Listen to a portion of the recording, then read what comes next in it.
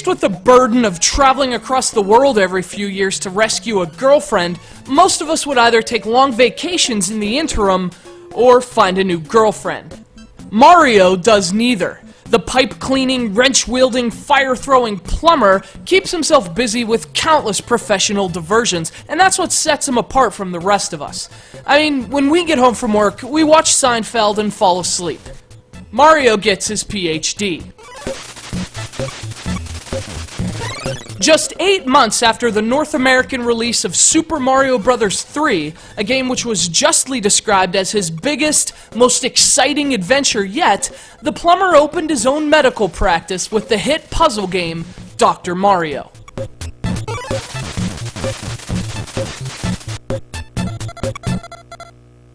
Released for the Nintendo Entertainment System shortly after debuting in arcades in 1990, Dr. Mario was one of many puzzlers spawned in the wake of Tetris. And although it's often referred to as a clone of Alexei Pajitnov's block-based masterpiece, Dr. Mario follows a prescription of its own. Now, of course, there are a few similarities. Like Tetris, Dr. Mario takes place within a vertically oriented rectangle into which puzzle pieces constantly drop from above. But along with the classification of puzzle game, those are the only two major similarities they share. At least in theory, Tetris is a never-ending game that begins on a clear grid. Conversely, in Dr. Mario, each round begins with a full grid and has a clear ending point. There are also fundamental differences in gameplay as well.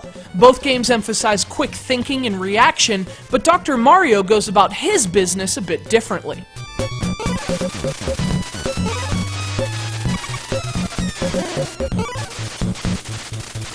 You start with a medicine bottle filled with nasty viruses, steadily increasing in total as the levels progress.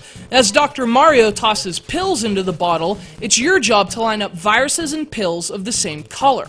Any combination of 4 or more viruses or pill pieces in a row clears that line, and once you've cleared the entire bottle of viruses, you move on to the next.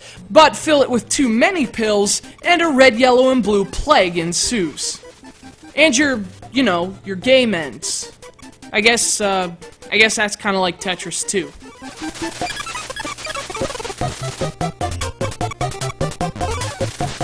The premise is easy to understand, and in practice, it's consistently engaging. And as a result, Dr. Mario is almost impossible to put down. The game is obscenely addictive, forcing you into a state of zen-like concentration during extended play. Throw in a classic 2-song soundtrack and the satisfying feeling you get from knocking over those dancing viruses, and it's easy to see why checkups with Dr. Mario can last so long.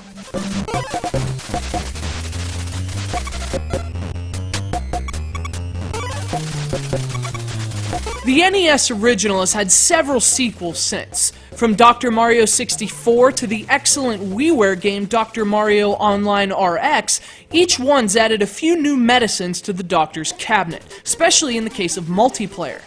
But you know, even the simple 2-player offering of this NES version, as rudimentary as it may seem in comparison, is as enjoyable as ever nearly 2 decades after its release.